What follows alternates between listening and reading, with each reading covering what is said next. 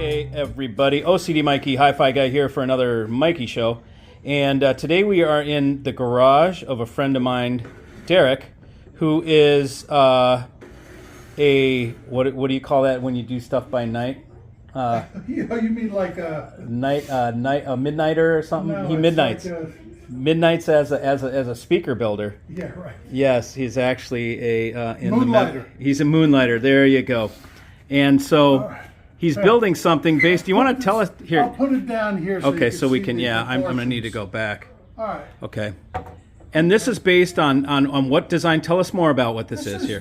This is a Voigt pipe. A Voigt pipe. Okay. Voigt pipe designed by Paul Voigt in 1934. Okay, so it's intended to be a full range driver. This one will be a 5 or a 6.5 inch full range driver. It's got a port at the bottom, a generous port, because this is not a base reflex design. And as I turn it to the side, you'll see the way it's shaped. So it goes from a 0 cross-sectional area and it widens and widens down to about 10 inches at the bottom. Got you. So this is a hybrid between what we know as transmission lines and a horn.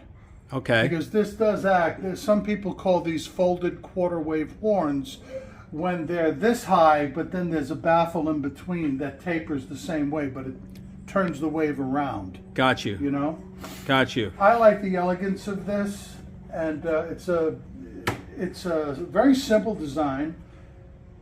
And Now you're using pine wood, like the pine ply, not even plywood. No, this is Full board. number one pine. Okay. Very few knots. Is this like? Did you get this? Like, can you get this at Home Depot or I wherever? picked these up at Lowe's, but you can get them at Home Depot as well. Okay. And the thing is, there's a reason for the use of pine. Okay. All right. And there's some knots, but you want to pick out boards where the knots are symmetrical. Okay. You want to make them as even as possible. The purpose of using pine or spruce is because that's what they make violins and guitars out of.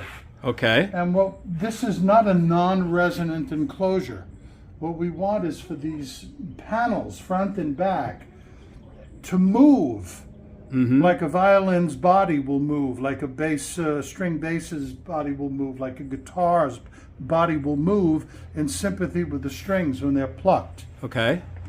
And the purpose here of the ever-changing cross-sectional area, Yep. which makes it different from like a church organ pipe, is that a church organ pipe will have a constant cross-sectional area of different widths and different lengths, and each of those, when air is fed through it at the right speed, will give you one tone. Got you. So what this is doing is it's dividing the resonances around many frequencies so they don't build up around one frequency, which is what you see in a bass reflex. Bass reflex designs are basically controlled distortion. And I'm not saying you can't have a good speaker that way, it's just that they're relying on the boominess of the box to give you more apparent bass at 50 hertz or below, depending on the alignment. So they tune it to a certain frequency where it gets gain at that frequency. Right, because that's where the efficiency of the driver starts to fail. Sure. In the low end. If Yep. you got a resonance frequency of 50 on a woofer, you could maybe tune it a little bit lower To so bring it that up. it can hike up Yep. that efficiency so Makes sense. decibels don't drop off. Okay. Speaker building 101, folks. Yeah. Yeah. There'll be So a this is top cool. piece. There'll be a top piece to this. Now, am I clear in understanding that when you put the driver on the flat baffle, right, not the angle baffle? There's a vertical. This is 6.2 degrees. That one there is 83.8 degrees. It's just the way it worked out with the 1x12x6 sides. Yep. Oh, got you. Yep. All Okay. right. Okay. So that's And yep. these are 1x6s in the middle sandwiched, and there'll be another panel on the outside matching this one, but that'll be screwed in. And the reason for that is because we want to be able to enter the speaker and make adjustments with batting or whatever. Got you. Or Got even you. change out a driver. Now, you have access. okay, that makes sense. Now, am I clear in understanding that you have some sort of a a brace that goes from the magnet of the speaker to the rear wall of this cabinet to transfer energy there and use the cabinet as part of the instrument. Well, the reason this is not contemporary speaker theory, where we use MDF, very rigid materials, strongly braced, in order to only allow the cone to make noise. Right. We want to allow this to become a musical instrument, like I described before with the string instruments. Yep. So this is a musical instrument. This is why we don't choose plywood, which wouldn't be too bad, but this will be better than that, and it's certainly going to be a lot better than MDF or something like that. Got you. And this won't even be painted. Wow. All right, because That's super a interesting. layer of paint will probably harm the sound, and this is according to some of the people I follow on YouTube, because this is the first time I've tried these. I've always built transmission lines, and now this is my first foray into pipes, Voigt pipes. This here is about the location of the full range driver. Yep. About 40, 41 inches above. That's up to you. It's like the normal listening height for a tweeter. Sure. And this is going to offer basically a point source radiation. Okay. Which should enhance the soundstage. It'll be wonderful with human vocals, acoustical music, string quartets, light orchestra, and jazz, especially jazz. And great for tube gear too, I presume. And great for tube gear, because the object here when they build these things is that they want to have a very high efficiency driver. Yep. So the first one I'm going to throw in there is a Radio Shack from like 30 years ago. That's awesome. 5-inch full range cost about $10 then, and it'll have a 93 decibel efficiency. But I'm looking at some other things that are going to be 96, 97 decibels. Sure. And if you know that decibel scale, you know that if you go up 3 decibels, it's twice as efficient. Got you. It's twice as loud for that 1 watt. Got you. So 96 will give you double 96 what a 93 decibels does.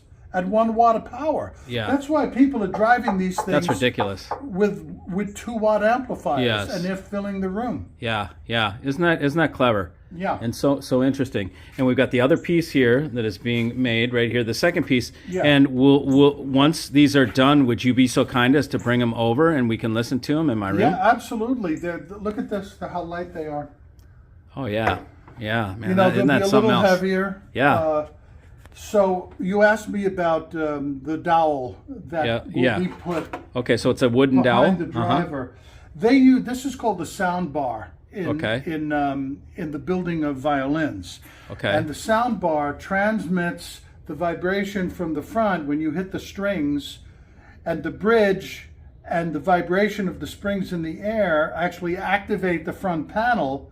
In order to excite the back panel as well, they connect it with a dowel. Ah, interesting. So it transmits the energy right to the back, and this is why it plays louder than it would otherwise. Got you. And I'm going to go ahead and try that with this, because this is a resonant enclosure. Cool. This is not a non-resonant. So that's very interesting because, you know, when I heard clip speakers, I got some a while back. Yeah. And I very much felt like that the cabinet was being used in the sound of it.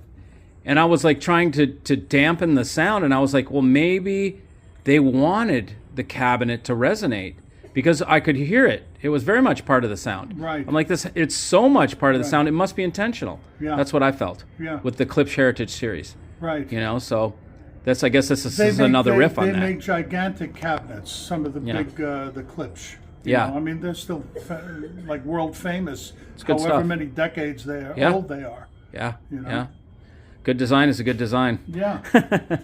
Okay, cool. Well, thanks for joining us, Derek. All right. We certainly appreciate it. I enjoyed it myself. This was very spontaneous. Yeah, I man. hope that I was clear. Yes, And, for sure. I think everybody's going to be stoked to see how these things develop. All right, cool. Maybe they'll be able to get plans if you wanted to provide those. Oh, they're online. Listen, none of this stuff is my idea. Okay. I'm just bringing different ideas together from different people. Okay. When I realized that these are intended to operate as musical instruments, I started looking at the musical instruments they were supposed to mimic. Yeah. Which is the violin. So then, let's put a sound bar in there and make both panels vibrate. Excellent. This is not original stuff. I'm just executing what very brilliant people have done before. Yeah, that's really interesting. I can't wait to hear this because it flies in the face of typical, industry narrative, which is Right. why I love it. Yeah. You know? Right. Good, Mike. All right. Thanks for joining us, Derek. All right. Okay, My see ya. pleasure. God bless everybody. All right. See you, gang. Peace.